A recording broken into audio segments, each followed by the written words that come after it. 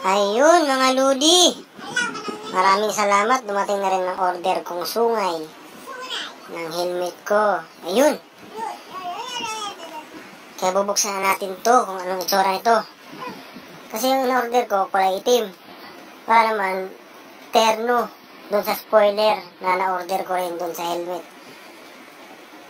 Ayun, bubuksan na natin kung anong itsura. Sana maging okay at quality yung item nito. Ayun, makikita natin mga loads.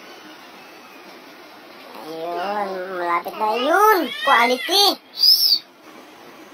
Ayos na ayos mga Lodi. Ayun, unplugged uwi ng helmet natin mga loads. Kung sa mga Lodi natin dyan, mahilig sa mga ganyan, pwede naman kayong umorder mga loads sa Shopee. Ayun, at yung pumili na yung kulay kung anong gusto nyong kulay. Marami pong kayo mapagpilian. Hindi lang kulay itim, marami pang ibang kulay yan. Ayan. Ayan. At ngayon,